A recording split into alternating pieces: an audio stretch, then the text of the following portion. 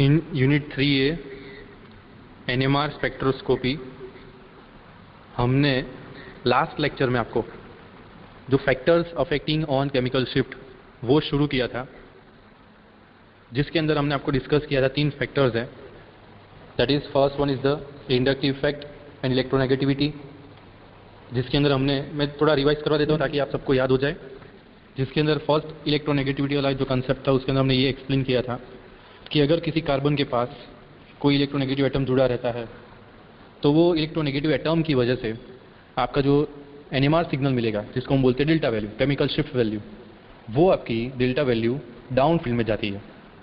और आपको ये एक्सप्लेन भी किया था हमने एग्जांपल लेके कि जैसे हम हेलोजन ग्रुप ले रहे हैं FCl Br I, तो उसमें यही है कि फ्लोरीन सबसे ज़्यादा इलेक्ट्रोनेगेटिव एटम है और फ्लोरोमीथेन जो रहेगा वो सबसे हायर डेल्टा वैल्यू। अगर आपकी डेल्टा वैल्यू ज़्यादा होती है तो आपका जो सिग्नल रहता है उसको बोला जाता है डाउन फील्ड में होना। आपका जो सिग्नल होगा वो जाएगा डाउन फील्ड के अंदर। जैसे जैसे फ्लोरीन से क्लोरीन जाते हैं, क्लोरीन से ब्रोमीन जाते हैं, ब्रोमीन से आयोडीन जाते हैं, डेल्टा वैल्यू जो रहती है वो डिक्रीज होने लगती है।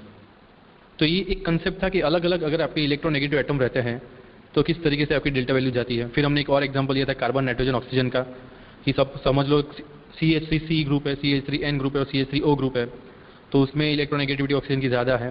So that is why CH3O will gives you a signal in the down field.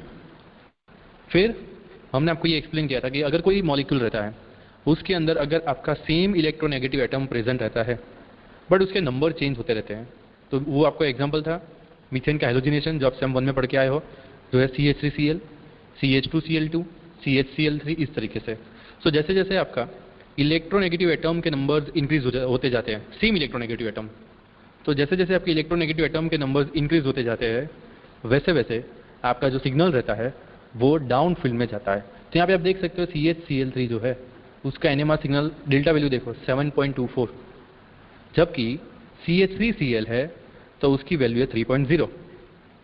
तो ये एक और दूसरा कंसेप्ट था कि अगर आपका सेम इलेक्ट्रोनेगेटिव एटम है लेकिन उसके नंबर इंक्रीज हो रहे हैं, उसकी बात समझाई थी। यही चीज़ हमने दूसरी तरीके से भी समझाई कि अगर आपका इलेक्ट्रोनेगेटिव एटम सेम है, उसके नंबर भी सेम है, बट कार्बन एंड हाइड्रोजन के नंबर इंक्रीज हो रहे हैं, तो हमने एग्जांपल लिया था कि जैसे क्लोरोमीथेन है, क्लोरोइथेन है, क्लोरोप्रोपेन, क्लोरोब्यूटेन। तो यहाँ पे आप देख सकते हो कि कार्बन हाइड्रोजन की चेन इंक्रीज हो रही है, तो उसका मतलब है कि इलेक्ट्रोपॉजिटिविटी जो है वो आपके मॉलिक्यूल के अंदर इंक्रीज हो रही है। सो उस वजह से जैसे जैसे आपके कार्बन हाइड्रोजन के नंबर इंक्रीज होते जाएंगे वैसे वैसे आपका जो NMR सिग्नल रहेगा वो अप फील्ड में जाएगा। समझ गए? तो सबसे कम डेल्टा वैल्यू किसकी आएगी? क्लोरोब्यूटेन की, जो अप फील्ड में आएगी। सबसे हायर डेल्टा वैल्यू किसकी आएगी? क्लोरोमीथेन की, जिसकी डेल्टा वैल्यू हायर वो डाउन फील्ड में रहा। तो ये एक और समझाया था मैंने आपको। सेकेंड थिंग, हमने हाइब्रिडाइजेशन के बारे में भी समझा था कि sp3 रहता है, sp2 रहता है, तो sp3 मतलब सभी सैचुरेटेड रहते हैं, तो वो सब आपको अप फील्ड में मिलेंगे और जैसे जैसे sp2 से sp जाएंगे सिग्नल आपका डाउन फील्ड में जाता जाएगा। थोड़े बहुत हमने एग्जाम्पल्स भी लिए थे, रूटीन में करवाए थे आपको। तो अब हम आगे बढ़ते हैं। नेक्स्ट फैक्टर है वो hydrogen bonding. Hydrogen bonding already हमने डिस्कस कर लिया है IR के अंदर कि 2 टाइप के हाइड्रोजन बॉन्ड्स रहते हैं present, intra hydrogen bond and inter hydrogen bond, अंतर आणवीय और अंतर आणवीय। तो जब भी हाइड्रोजन बॉन्ड फॉर्मेशन होता है तो हाइड्रोजन बॉन्ड किसके साथ? दूसरे मॉलिक्यूल के साथ फॉर्म होगा, तो वहाँ पे इलेक्ट्रोनेगेटिव एटम भी रहेगा प्रेजेंट। तो अगर आपका हाइड्रोजन इलेक्ट्रोनेगेटिव एटम के साथ जुड़ रहा है तो उसका मतलब ये रहता है कि जो अट्रैक्शन रहता है इलेक्ट्रॉन का वो दूसरे मॉलिक्यूल के, या तो सेम मॉलिक्यूल ले लो लेकिन उसके इलेक्ट्रोनेगेटिव एटम के साथ रहता है। तो उस वजह से क्या होगा कि जो आपके मॉलिक्यूल के ऊपर हाइड्रोजन की जो डेंसिटी होती है, इलेक्ट्रॉन डेंसिटी, वहाँ पे वो डिक्रीज होने लगती है। समझो ये चीज़। अगर हाइड्रोजन बॉन्ड फॉर्मेशन नहीं हुआ तो हाइड्रोजन उसकी इलेक्ट्रॉन के साथ रहेगा प्रेजेंट, बट जैसे ही वहाँ पर हाइड्रोजन बॉन्ड फॉर्मेशन हो गया है तो अब हाइड्रोजन के इलेक्ट्रॉन शेयर हो चुके हैं दूसरे मॉलिक्यूल के साथ। इस वजह से इलेक्ट्रॉन डेंसिटी किसकी कम हो रही है? हाइड्रोजन एटम की। और हाइड्रोजन एटम की इलेक्ट्रॉन डेंसिटी कम होती है, इसका मतलब ये होता है कि आपका जो NMR सिग्नल रहता है वो जाता है डाउन फील्ड में, मतलब डीशिल्डिंग होता है।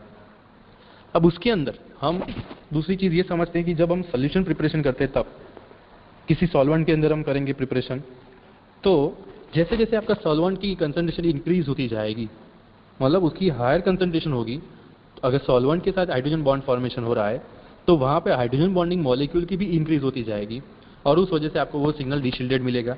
जबकि जैसे समझ लो ना, कोई मैं आपको बोलता हूँ अल्कोहल, मैंने मिथेनॉल लिया, मैंने 1 मोलर, ठीक है, और उसकी कंसंट्रेशन 1 मोलर। अब दूसरा मिथेनॉल ले रहा हूँ, उसकी 5 मोलर है, तो अब क्या होगा, मिथेनॉल में आपको डीशील्डिंग देखने को मिलेगा ही, वो फिक्स है। बट 1 मोलर मिथेनॉल के अंदर जो हाइड्रोजन बॉन्ड फॉर्मेशन हुए होंगे वो क्वाइट हायर डेल्टा वैल्यू, मतलब लोअर डेल्टा वैल्यू पे होंगे, उसकी डेल्टा वैल्यू कम होगी।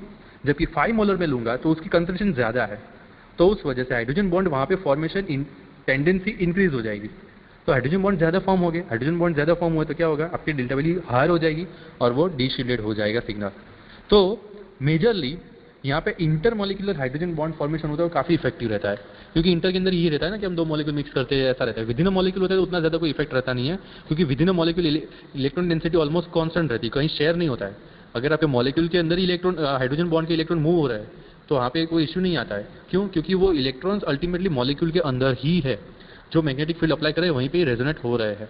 जबकि इंटर मॉलिक्यूल में 2 मॉलिक्यूल रहेंगे और वहाँ पे इलेक्ट्रॉन शेयरिंग होती है हाइड्रोजन के, तो उस वजह से क्या होगा कि फ्लक्चुएशन आता है। तो इसीलिए यहाँ पे लिखा है that the intra molecular hydrogen bond does not affect to the signal.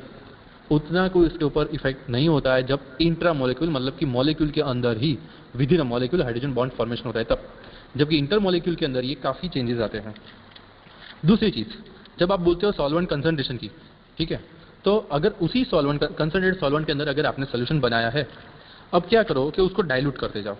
तो आप डाइल्यूट करते जाओगे तो आपको पता चलेगा कि आपका सिग्नल जो है वो हायर डेल्टा वैल्यू से लोअर डेल्टा वैल्यू की ओर मूव होता जाएगा। क्लियर? तो ये इतनी गाथा थी हाइड्रोजन बॉन्ड की। अभी हम आगे बढ़ते हैं। ये सेकंड फैक्टर हो गया हाइड्रोजन बॉन्डिंग। थर्ड फैक्टर आएगा स्पेस इफेक्ट, जिसका दूसरा नाम है मैग्नेटिक एनआइसोट्रॉपी। स्पेस इफेक्ट का दूसरा नाम है मैग्नेटिक एनआइसोट्रॉपी। तो स्पेस इफेक्ट में आपको ये समझना है कि जो शील्डिंग एंड डीशील्डिंग होता है तो वो सिर्फ क्या इलेक्ट्रॉन डेंसिटी की वजह से होता है, इलेक्ट्रोनेगेटिव एटम की वजह से होता है, बट साथ ही साथ हाइड्रोजन किस तरीके से स्पेस के अंदर अरेंज हुआ है, hydrogen in the sense proton. So the location of proton in the space वो डिटरमाइन करती है, वो उसको फिक्स करती है कि क्या आपका सिग्नल डाउन फील्ड में जाएगा या ऑफ फील्ड में आएगा। तो हाइब्रिडाइजेशन की बात की थी मैंने फर्स्ट फैक्टर के अंदर, तब उस टाइम पे लास्ट लेक्चर, मतलब प्रीवियस बिफोर दिवाली ब्रेक, तब मैंने आपको ये समझाया था कि मॉलिक्यूल की सिमेट्री काफ़ी इंपॉर्टेंट रहती है। आप देखो स्क्रीन के ऊपर sp3 मॉलिक्यूल है तो उसकी डेल्टा वैल्यू 0.9 है, sp2 मॉलिक कार्बन है तो उसकी 5.8 है। अब देखो sp कार्बन आ गया तो उसकी 2.8 हो गई। तो ये डिक्रीज क्यों हुआ? सिमेट्री, स्पेस इफेक्ट, कि जब sp3 था तब कोई पाई ऑर्बिटल नहीं थी, सभी सिग्मा ऑर्बिटल्स रहती है, तो जितने भी इलेक्ट्रॉन्स रहते हैं वो डायरेक्टली कांटेक्ट में आते हैं मैग्नेटिक फील्ड के, इंड्यूस्ड मैग्नेटिक फील्ड के भी।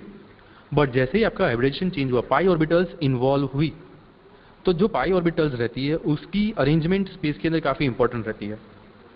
क्या वो आप मतलब सिग्मा बॉन्ड एक रहता है प्लेन के ऊपर, प्लेन के बिलो रहता ही है, बट जो इंड्यूस्ड मैग्नेटिक फील्ड जनरेट होता है तो क्या वो उस पाई ऑर्बिटल के इलेक्ट्रॉन्स उस इंड्यूस्ड मैग्नेटिक फील्ड को सपोर्ट करते हैं कि नहीं। तो हमने डीशील्डिंग के अंदर देखा था जितने भी आल्कीन्स रहते हैं वो सभी आल्कीन आपने जो applied magnetic outer magnetic field apply किया है उसकी ऑपोजिट डायरेक्शन में अपना इंड्यूस्ड मैग्नेटिक फील्ड जनरेट करते हैं, सॉरी इलेक्ट्रिकल फील्ड। जबकि इंड्यूस्ड मैग्नेटिक फील्ड आता है वो उसी डायरेक्शन में आता है। अगर आपको रिमेंबर नहीं होता तो मैं पीछे जाता हूँ थोड़ा, से आपको फिगर याद आ जाए तो पता चल जाएगा। ये रही डीशील्डिंग, स्लाइड नंबर 18 आपकी स्क्रीन के ऊपर होगी।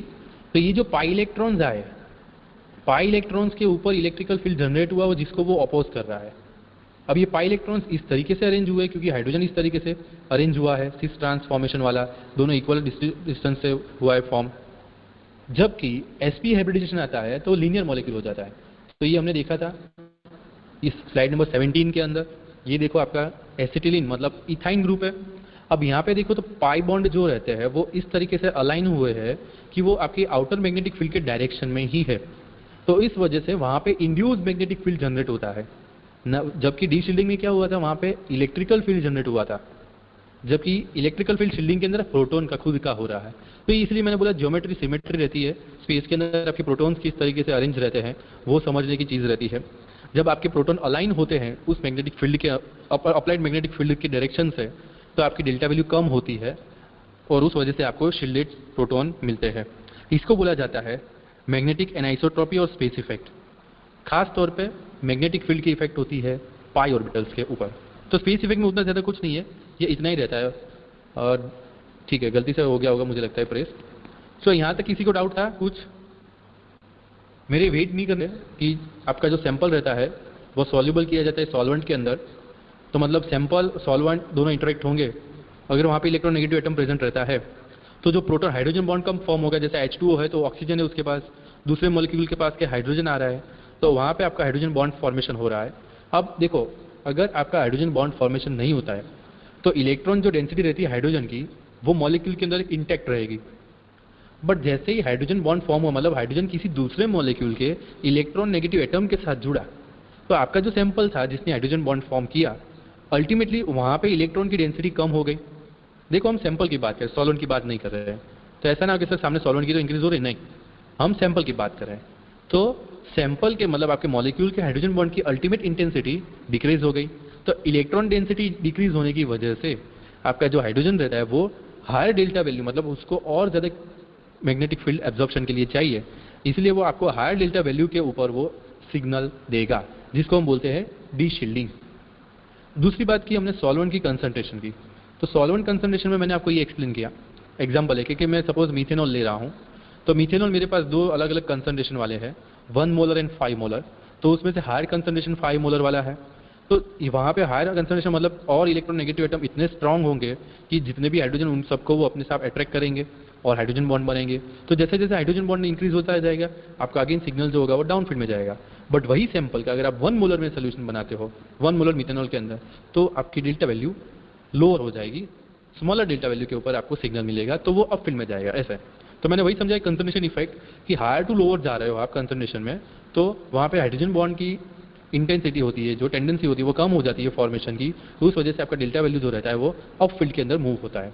तो हम हमेशा भी आप बात करें कि हाइड्रोजन बॉन्ड फॉर्मेशन है दो मॉलिक्यूल के बीच में, इसलिए बोला गया कि inter molecular hydrogen bond formation होता है वो काफी इफेक्टिव रहता है डेल्टा वैल्यू के ऊपर, जबकि इंट्रा मॉलिक्यूल के अंदर तो क्या with in molecule hydrogen bond formation हो रहा है, तो इलेक्ट्रॉन डेंसिटी जैसी पहले थी वैसी उतनी ही है हाइड्रोजन की, वहाँ पे कोई चेंज नहीं आ रहा है। सो दैट इज वाई यहाँ पे hydrogen intra molecular hydrogen bond की सिग्नल के ऊपर कोई इफेक्ट रहती नहीं है। सो आई होप अभी क्लियर हो चुका होगा आपका और रिवाइज भी हो चुका होगा बाकी सबका। अभी हम आगे बढ़ते हैं। अब तक हमने दो पॉइंट समझे, that is number of signals, types of proton. उस तरीके से आपको दो पॉइंट मैंने समझाए जो एनएमआर के ऊपर से आपको इन्फॉर्मेशन मिलती है, उसमें से C and D, that is intensities of NMR signal and splitting of NMR signal. ये चीज आपको मैं साइमल्टेनियसली मतलब इसका साथ ही साथ में आपको समझाऊंगा। तो हमने नंबर ऑफ सिग्नल समझ लिए और पोजीशन ऑफ सिग्नल समझ लिया है। अब ये काफी इंपॉर्टेंट है एनएमआर के अंदर समझना। स्टूडेंट इसको थोड़ा अच्छे से समझ लेना और लिखते रहना, लिखना भी हो तो कोई डाउट आता है तो बीच में पूछ लेना, मैं जैसे ही स्लाइड खत्म होगी देख लूंगा कि किसी का डाउट है कि नहीं। सो इंटेंसिटी का मतलब मैंने आपको समझा दिया था कि जो आप ग्राफ प्लॉट करते हो तो आपको जो पिक मिलता है, जैसे मैं यहाँ पे आपको एक ग्राफ प्लॉट करके दिखाऊं, जैसे ये व्हाइट स्क्रीन में जनरेट कर रहा हूँ और ये मेरा एनएमआर स्पेक्ट्रम है जिसके अंदर ये मेरा ग्राफ आया, तो ये जो आपको पिक दिख रहा है वो इंटेंसिटी वर्सेस डेल्टा वैल्यू का ग्राफ है। तो ये चीज़ आपको इंटेंसिटी दिखाती है। इंटेंसिटी के ऊपर से भी आप आइडेंटिफाई कर सकते हो कि कितने टाइप्स के प्रोटॉन्स है, क्योंकि अगर आपके सेम प्रोटॉन्स रहेंगे तो उनकी इंटेंसिटी सेम आएगी। जैसे ही प्रोटॉन एनवायरमेंट चेंज हुआ तो यहाँ पे इंटेंसिटी चेंज हो जाएगी, तो वो चीज़ समझनी है आपको। सो इंटेंसिटी कब आती है? जब स्प्लिटिंग होता है तब। अब स्प्लिटिंग कब होता है? जब आपके पास अलग अलग हाइड्रोजन प्रेजेंट होते हैं तब। तो दोनों चीज़ को हम समझते पहले कि स्प्लिटिंग का मतलब ये रहता है कि आपके जितने भी प्रोटॉन्स रहते हैं, सपोज CH3 CH2 है, तो दो अलग अलग टाइप्स के हो गए अपने पास प्रोटॉन, 3HA 2HB। तो क्या होगा, हमें ऐसा लगेगा कि दो सिग्नल मिल रहे हैं, बट अब स्प्लिटिंग रूल अप्लाई करेंगे हम, तो स्प्लिटिंग रूल के अंदर ये चीज़ आएगी कि जब आपके प्रोटॉन्स मतलब अब CH3 वाले प्रोटॉन्स एनएमआर फील्ड के अंदर आएंगे कांटेक्ट में, तो जो CH2 वाला कार्बन है वो CH3 वाले प्रोटॉन को स्प्लिट करेगा, मतलब उसको तोड़ेगा, सिग्नल बनाएगा उसके अलग अलग। क्या तीनों के तीनों प्रोटॉन सेम डायरेक्शन में है? तीनों के तीनों प्रोटॉन ऑपोजिट डायरेक्शन में, 2 अप 1 डाउन, ऐसी तीन पॉसिबिलिटी। इस तरीके से वो मैग्नेटिक फील्ड के अंदर आपको स्प्लिट होंगे और इस तरीके से कितना स्प्लिटिंग मिलेगा, तो वो सब कॉमन है सभी के अंदर कि आपको जितने भी प्रोटॉन होंगे समझना, जितने भी नॉन इक्विवेलेंट कार्बन है, जैसे अपने केस में CH3 CH2 है, एग्जाम्पल लेके समझाऊंगा तब ज़्यादा समझ में आ जाएगा। CH3 CH2 है तो मैंने बोला 3HA 2HB, तो 3HA होगा, आपने क्या बोला कि एक एनएमआर सिग्नल आएगा? अब नहीं, 3 प्रोटॉन से आपको टोटल 4 सिग्नल मिलेंगे, N+1 रूल। तो यहाँ पे मैंने लिखा है a set of N equivalent protons, अगर 3 प्रोटॉन है तो 3+1 नंबर, तो एनएमआर सिग्नल कितने मिलेंगे? 3+1 क्वार्टेट। अब वैसे CH2 प्रोटॉन है तो उसके पास 2 प्रोटॉन आए, तो आपको सिग्नल कितने मिलेंगे? 3, 2 + 1।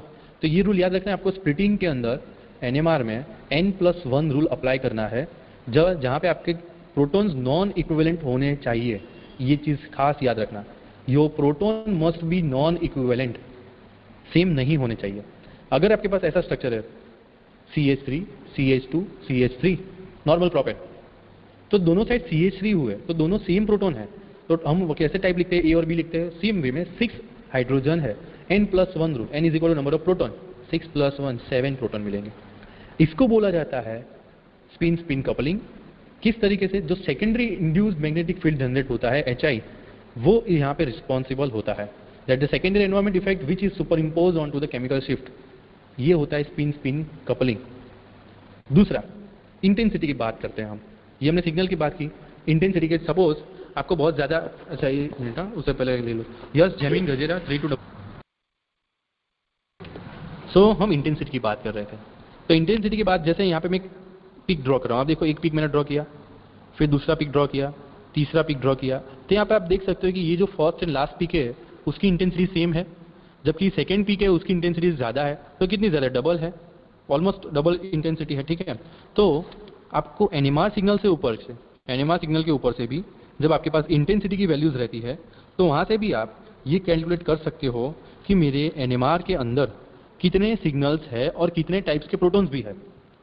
इंटेंसिटी होगी ऐसी, तो कैसे प्रोटॉन्स रहेंगे? अगर आपको 3 सिग्नल मिल रहे हैं, अगर आपको 3 सिग्नल मिल रहे हैं स्प्लिट होके, तो आपका CH2 प्रोटॉन होगा। देखो मैंने पहले आपको क्या समझाया, अगर 2 प्रोटॉन है तो 3 एनएमआर सिग्नल। अब मैं उल्टा जा रहा हूँ, अगर आपके पास ग्राफ के अंदर 3 एनएमआर सिग्नल है तो आपके एक्चुअल प्रोटॉन कितने होंगे? 2।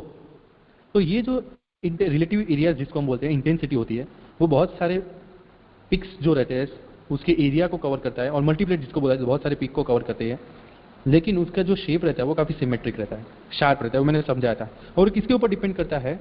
तो जो आपका एक्सपांशन होता है, ये पूरा टर्मिनोलॉजी है मैथ्स बेस, कि जब मैग्नेटिक फील्ड हम अप्लाई करते हैं तो हाइड्रोजन जो मैग्नेटिक फील्ड के अंदर रेडियो फ्रीक्वेंसी को एब्जॉर्ब करता है, उसके बाद केमिकल शिफ्ट के अंदर जो चेंजेस आते हैं, जब पिक एक्सपांड होता है, कॉन्ट्रैक्ट होता है, तो वो जो एक फॉर्मूला होती है वो किसके ऊपर डिपेंड करता है? x+1n। ये कितने एनएमआर सिग्नल मिलेंगे? वो n मतलब अगर आपके पास कोई सिग्नल नहीं है, मतलब समझ लो एनएमआर के अंदर एक सिग्नल है, कौन मुझे बोलेगा इसका आंसर देना? अगर आपके एनएमआर के अंदर एक सिग्नल है तो प्रोटॉन कितने होंगे? सिग्नल मैंने पहले ही बोला, अगर आपको एनएमआर सिग्नल 1 मिल रहा है तो आपके प्रोटॉन 0 होंगे, और तब आपको क्या करना है? जितने भी सिग्नल है वहां पे -1 करोगे तो आपको प्रोटॉन के नंबर मिलेंगे। हमने आगे कौन सी रूल फॉर्मूला पढ़ी? n+1। प्रोटॉन के ऊपर से हम सिग्नल कैलकुलेट कर रहे हैं, अभी सिग्नल के ऊपर से प्रोटॉन कैलकुलेट कर रहे हैं, तो -1। तो अगर एक सिग्नल है 1 - 1 0 प्रोटॉन, मतलब प्रोटॉन नहीं है, तो आपको फंक्शनल ग्रुप की वजह से वहां पे आपको एक एनएमआर सिग्नल मिल रहा है जिसको हम बोलते हैं सिंगलेट। तो वहां पे n की वैल्यू क्या आएगी? यहाँ पे 0 नंबर ऑफ प्रोटॉन्स। अब n = 1, तो n⁻1 हुआ, x+1⁻1, तो आपकी इंटेंसिटी जो आएगी वो हो जाएगी 1:1। ये जो पूरा दिया है ना 1:1 1:2:1, वो कैसे आया? वो पास्कल के नाम के साइंटिस्ट किस तरीके से, स्लाइड नंबर 29 पे देखो अभी। यस मोहित, क्या डाउट है? सर प्रोटॉन 0 तो स्लाइड नंबर 29, अगर आपका यहाँ पे ये जो सिग्नल लिखा है ना, इसका मतलब है n = 0, सिग्नल n = 0। अब नीचे जा रहे जाओ, n = 1 होगा, आगे की रूल कीजिए, कौन सा रूल? अब भूल गए होंगे, ये स्लाइड नंबर 28 के ऊपर x+1n जो है, वहां पे हम इस n की बात कर रहे हैं, ये n की। तो ये जो n, अगर स्लाइड नंबर 29 पे वापस आए, अगर आपका n = 1 आया तो डबलेट। अब देखो इंटेंसिटी 1:1, इंटेंसिटी मतलब ये क्या रहेगी कि अगर मैं बोलूँ y एक्सिस पे मेरी 10 वैल्यू है, तो मुझे जो 2 पिक मिलेंगे ना, दोनों की वैल्यू 10 होंगी, दोनों की वैल्यू 10 आएगी। ट्रिपलेट लिखा है, ठीक है। ट्रिपलेट का मतलब क्या हुआ कि 3 एनएमआर सिग्नल मिल रहे हैं, तो उसका मतलब n = क्या हुआ? 2, तो उसकी क्या आएगी इंटेंसिटी? 1:2:1। अब किस तरीके से आइडेंटिफाई करते हो 1:2:1? मैं यहाँ पे रेड कलर की इंक से ग्राफ प्लॉट करता हूँ।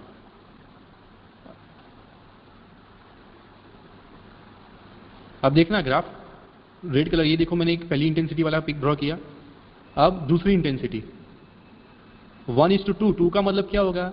जो आपके एनएमआर सिग्नल है उनकी जो इंटेंसिटी है, ये दो फर्स्ट एंड लास्ट पिक की जो इंटेंसिटी है, उनकी इंटेंसिटी से डबल इंटेंसिटी वाला आपको एक और पीक मिल रहा है। समझ रहे हो चीज कि आपको एनएमआर सिग्नल में 2 इंटेंसिटी का मतलब क्या हुआ कि आपकी जो 1 इंटेंसिटी मतलब जो एक पीक है उससे डबल इंटेंसिटी वाला दूसरा पीक मिल रहा है। सेम वे अगर क्वार्टेट है तो मतलब क्या होगा, n इज इक्वल टू 3, 3 + 1 4 हो गए, तो 1:3 3:1। तो इसका मतलब क्या होगा, ये मेरा एनएमआर सिग्नल 1 उससे 3 गुना ज्यादा हायर वैल्यू पे, जैसे 3 गुना ज्यादा वैल्यू है, कितने हैं 3 ऐसे 2, तो 2 और ये 1। तो ये पूरा इस तरीके से ड्रॉ होता है एनएमआर स्पेक्ट्रम। तो ऊपर वाला जो है वो 1:2:1 का है, सेकंड वाला मैंने जो 4 पीक ड्रॉ किया वो है 1:3:3:1। अब सेम वे में क्विंटेट मतलब 5 ऐसे 5 सिग्नल, पेंटेट बोला जाता है, सेक्सटेट मतलब 6, हेक्सेट बोला जाता है, सेप्टेट मतलब 7। क्विंटेट के बाद 6 और 7 को सुनना, इसको बते लो, क्विंटेट के बाद 6 और 7 को जनरली हम बोलते हैं मल्टीप्लेट, जिसको हम लिखेंगे स्मॉल m के तौर पे। मल्टीप्लेट मतलब बहुत सारे सिग्नल मिलना। अगर आपके पास आइसोप्रोपेन है CH3 CH CH3 CH3 tertiary butyl जैसा, तो वहां पे आप देखोगे कि 9 प्रोटॉन है और बीच में एक अलग सा एक प्रोटॉन है, तो एक प्रोटॉन 9 प्रोटॉन को स्प्लिट करेगा, 10 एनएमआर सिग्नल देगा, तो उसको हम बोलेंगे मल्टीप्लेट। तो ये पास्कल्स का रूल था, ये आपको जस्ट फॉर अंडरस्टैंडिंग मैंने यहाँ पे पूरा समझाया हुआ है। एग्जाम में पूछा नहीं जाता ये सब चीजें, लेकिन ये अगर आप समझते हो तो आप एनएमआर सिग्नल एनएमआर स्प्लिटिंग को समझ पाओगे। इतना थ्योरेटिकल समझ में आ गया होगा। अगर आपको समझ में आ गया है, मेरे पास मैं अभी बोल रहा हूँ यहाँ पे बहुत सारे बच्चे हैं, पूरी 139 स्टूडेंट्स है अभी अपने पास। जितने स्लाइड नंबर 30। अब सबसे पहले हम स्प्लिटिंग और इंटेंसिटी को एग्जांपल के साथ समझते हैं। तो यहाँ पे मैंने 3 मॉलिक्यूल ड्रॉ किए हैं, आपको ड्रॉ करना है। और सबसे पहले आपका ये काम है कि आपको स्प्लिटिंग रूल अप्लाई नहीं करना है। अभी देखो, स्प्लिटिंग रूल अप्लाई नहीं करना है। 3 कंपाउंड है, 1,1,2 tribromo ethane molecule A, 1,1 dibromo ethane molecule B, 1 bromo ethane molecule C. तो जो हमने इक्विवेलेंट नॉन इक्विवेलेंट प्रोटॉन पढ़ाए थे, उसके बेसिस पे आप आइडेंटिफाई करो कि ए, बी और सी के अंदर कितने टाइप्स के प्रोटॉन्स है और उस टाइप्स के ऊपर से आपको कितने एनएमआर सिग्नल मिलेंगे। जैसे कैलकुलेट कर ले तो क्वेश्चन मार्क के ऊपर क्लिक करो, बहुत है। तो आप देखो तो आपको पता चले यहाँ पे CH3 बी मॉलिक्यूल के अंदर, एक में CH है, सी मॉलिक्यूल के अंदर CH3 एंड CH2 है। तीनों मॉलिक्यूल के अंदर 2 कार्बन है, उनके ऊपर प्रोटॉन्स है, और दोनों के दोनों कार्बन के प्रोटॉन के एनवायरमेंट भी अलग अलग है। तो इस वजह से आपको जो एनएमआर सिग्नल ए, बी, सी के अंदर मिलेगा वो होगा क्या, इक्विवेलेंट नॉन इक्विवेलेंट कंसेप्ट के ऊपर से 2। बट जब हम स्प्लिटिंग रूल अप्लाई कर रहे हैं, अब स्प्लिटिंग रूल अप्लाई कर रहे हैं, तो ये देखो आंसर चेंज हुआ। मॉलिक्यूल ए के अंदर आपको टोटल एनएमआर सिग्नल मिलेंगे 5, मॉलिक्यूल ए के अंदर 5, मॉलिक्यूल बी के अंदर 6 एंड मॉलिक्यूल सी के अंदर 7। अब समझना ये है किस तरीके से आया। 5 मिनट रुकना, हम आई नो टाइम खत्म होने आया है, लेकिन अभी कंसेप्ट अब तक चालू है। तो मैं ये एक एग्जांपल करा रहा हूँ आपको, बाकी के 2 एग्जांपल आपको खुद से घर पे करने हैं। तो ये आपको देखो स्लाइड नंबर 31, मॉलिक्यूल ए है, 1,1,2 ट्राइब्रोमो इथेन है। तो पहले मैंने क्या किया है, दोनों कार्बन के ऊपर ए बी कर दिया है। अब इस तरीके से आपको ग्राफ प्लॉट करना आएगा एग्जाम के अंदर, जब स्पिन स्पिन कपलिंग पूछा जाता है। तो यहाँ पे हम क्या कहेंगे, पहले दोनों अलग अलग प्रोटॉन्स है, तो 1 बाय 1 जैसे ए कार्बन जो होगा वो बी कार्बन को स्प्लिट करेगा, बी कार्बन के प्रोटॉन को स्प्लिट करेगा। तो हम रूल कहाँ पे अप्लाई करेंगे, जो कार्बन के प्रोटॉन स्प्लिट हो रहे हैं वहां पे। तो बी कार्बन के ऊपर कितने प्रोटॉन है, 1, तो वहां पे हम कौन सा रूल अप्लाई करेंगे, n+1, क्योंकि अब हम सिग्नल काउंट कर रहे हैं कितने आएंगे। तो कितने प्रोटॉन है, 1 प्रोटॉन, 1 + 1 2 एनएमआर सिग्नल। अब किस तरीके से 2 एनएमआर सिग्नल आते हैं वो आपको देखना है। तो CH2 कार्बन है, वो CH कार्बन को मतलब एडजेसेंट कार्बन है, उसके प्रोटॉन को स्प्लिट कर रहा है, मतलब वहां पे मैग्नेटिक फील्ड अप्लाई हो रहा है। तो आपका जो प्रोटॉन का जो मैंने आपको समझाया था स्पिन, ये मैंने स्पिन ड्रॉ किया है। देखो, दिस इज +1/2, दिस इज -1/2। 0 से जितने डिस्टेंस पे डाउन पे वो +1/2 है, उतने ही हायर डिस्टेंस पे वो ये -1/2 है। अप्लाइड मैग्नेटिक फील्ड की डायरेक्शन है। तो यहाँ पे आप देख सकते हो कि +1/2 एंड -1/2 सिर्फ और सिर्फ उनकी एनर्जी के अंदर चेंज है, अदरवाइज आपको सिग्नल तो एक ही मिल रहा है।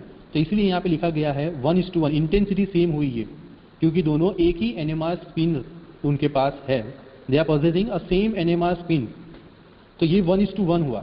तो इसमें से एक गया अप फील्ड में और एक गया डाउन फील्ड में। तो डाउन फील्ड वाला कौन सा, जिसका स्पिन है -1/2, अप फील्ड वाला कौन सा, जिसका स्पिन है +1/2। समझ गए ये चीज, रिपीट करता हूँ ये चीज वापस से पूरी, कि स्प्लिटिंग मॉलिक्यूल के अंदर जितने अलग अलग टाइप्स के प्रोटॉन होंगे उन सब का होगा। तो यहाँ पे हम क्या समझ रहे हैं, CH2 प्रोटॉन कार्बन जो है वो CH कार्बन के प्रोटॉन को स्प्लिट करेगा as per the n+1 rule. अब प्रोटॉन कितने हैं? एक है, तो मैंने यहाँ पे स्पिन ड्रॉ किया उसके। तो CH2 प्रोटॉन है, अनकपल प्रोटॉन सिग्नल, जिसका कपलिंग नहीं होने वाला है। किसका कपलिंग होगा? स्पिन स्प्लिटिंग किसका होगा? CH का। तो इस वजह से उसके प्रोटॉन को दो अलग अलग एनर्जी के अंदर डिवाइड किया जाएगा। एक प्रोटॉन है तो एक जाएगा +1/2 लोअर एनर्जी पे, दूसरा प्रोटॉन है तो -1/2 हायर एनर्जी पे, higher energy in terms of magnetic field. तो इस तरीके से आपको सेम इंटेंसिटी के दो अलग अलग NMR सिग्नल मिलेंगे, जिसको हम बोलते हैं 1:1, और आपको ये NMR सिग्नल मिले। यहाँ पे लिखा है coupling with 1 hydrogen giving you 2 NMR signal, जिसको हम बोलेंगे डबलेट। क्लियर? अब हम स्लाइड नंबर 32 के ऊपर जाते हैं। अब देखो मैंने पहले से ही यहाँ पे सर्कल बनाया है। अब हम B कार्बन से A कार्बन के प्रोटॉन को स्प्लिट करेंगे। देखो A ने B का कर दिया स्प्लिटिंग। अब क्या होगा? B कार्बन मतलब दूसरा नॉन इक्विवेलेंट कार्बन है, वो स्प्लिट करेगा आपके A कार्बन को, CH2 को। सो नाउ कितने प्रोटॉन है? 2। तो n+1 रूल के अकॉर्डिंगली कितने NMR सिग्नल मिलेंगे? 3। तो आप कैलकुलेट करो, B कार्बन के ऊपर से आपको कितने NMR सिग्नल मिले? 2। A कार्बन के ऊपर से कितने NMR सिग्नल मिले? 3। टोटल सम करके हमारा कितना हुआ? 5। अब आपको 3 NMR सिग्नल किस तरीके से मिले? 2 प्रोटॉन है तो 2 प्रोटॉन की साइन अब समझनी है। अब देखो ये ग्राफ, तो दोनों के दोनों प्रोटॉन का स्पिन अगर +1/2 है तो, और दोनों के दोनों प्रोटॉन का स्पिन -1/2 है। ये डायरेक्शन को अच्छे से समझना स्टूडेंट। डाउन डायरेक्शन मतलब -1/2 और उसकी मैग्नेटिक फील्ड की वैल्यू ज़्यादा होगी। सो इस तरीके से मैंने हायर वैल्यू पे दिखाया है। अब क्या पॉसिबिलिटी है देखना, बीच वाली पॉसिबिलिटी क्यों आई है, मिडल वाली? क्योंकि 2 प्रोटॉन है। अगर प्रोटॉन 1 एंड प्रोटॉन 2 बोलूँ मैं, तो प्रोटॉन 1 एक बार हुआ डाउन फील्ड में और वही प्रोटॉन 1 एक बार हुआ अप फील्ड में। जबकि प्रोटॉन 2 है, वो जब प्रोटॉन 1 डाउन फील्ड में था तो वो अप फील्ड में गया, और जब आपका प्रोटॉन 1 अप फील्ड में आया तो प्रोटॉन 2 डाउन फील्ड में गया। तो +12 एंड -12 दोनों का कॉम्बिनेशन हुआ। अल्टीमेट आपकी जो वैल्यू आती है कंबाइन होके वो 0 हो जाती है एनर्जी गैप के अंदर। इसलिए हमने क्या यहाँ पे थोड़ा 0 वैल्यू के ऊपर दिखाया है। बट कितने NMR सिग्नल मिले यहाँ पे आपको? 2 NMR सिग्नल मिलते हैं वैसे तो, एक ही प्रोटॉन की 2 प्रोटॉन की वजह से, लेकिन उनका स्पिन अलग अलग हो रहा है। इस वजह से क्या होगा, इनकी जो इंटेंसिटी अब आएगी, ये इनकी इंटेंसिटी सेम वैल्यू के ऊपर होगी, दोनों की इंटेंसिटी। तो आपको एक ही पीक दिखेगा, बट उसकी वैल्यू क्या होगी आपकी? ये जो ऊपर और बॉटम वाले, वो टॉप एंड बॉटम वाले जो NMR सिग्नल है उससे डबल इंटेंसिटी होगी। तो ये देखो ग्राफ में क्या लिखा है, 1:2:1। तो ये 1 इंटेंसिटी, उससे डबल वैल्यू सेकेंड पीक की। क्यों? क्योंकि यहाँ पे आपको 2 NMR सिग्नल मिला। ये दोनों प्रोटॉन का ये एक NMR सिग्नल आया, 2 अलग अलग स्पिन वाला, और वापिस से 1 यहाँ पे हो गया।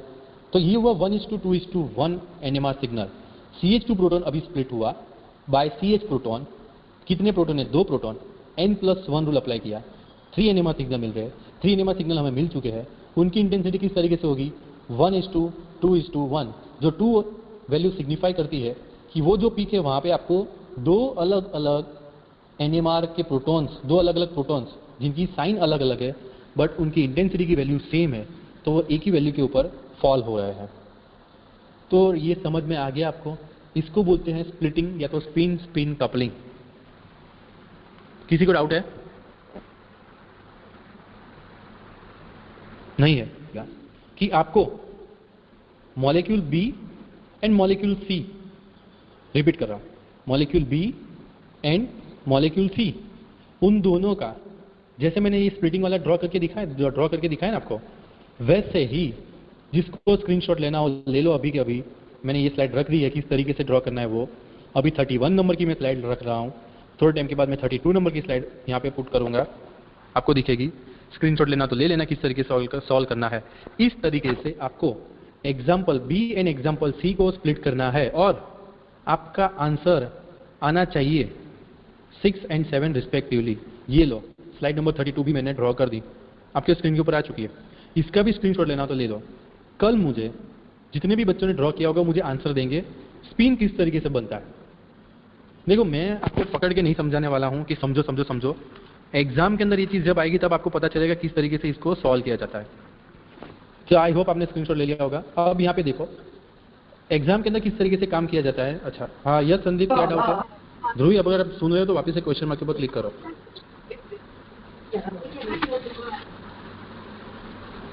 ओके सो आई होप अभी संदीप आपको समझ में आ गया होगा कि मैं आपको क्या समझा रहा था, तो बाकी लोगों को भी समझ में आ गया। ठीक है, सो थैंक यू। कि आपको एग्जाम में किस तरीके से आइडेंटिफाई करना है। अभी आप एग्जाम के अंदर मतलब ये ड्रॉ करने तो नहीं जाओगे ना ऐसे एनएमआर स्पेक्ट्रम को, हमें तो आंसर सॉल्व करना है। तो ये समझो यहाँ पे CH3 प्रोटॉन आए तो उसके एनएमआर सिग्नल कितने आएंगे, n+1 4। CH प्रोटॉन आए 1 n+1 2 4 + 2 कितने हो गए 6। यहाँ पे देखो C मॉलिक्यूल के ऊपर देखना अभी CH3 मतलब 4 एनएमआर सिग्नल, CH2 है n+1 2 + 1 3 4 + 3 कितने हुए 7 एनएमआर सिग्नल। तो एग्जाम के अंदर जब हम एग्जाम्पल सॉल्व करेंगे तो इस तरीके से आपको सॉल्यूशन लाना है।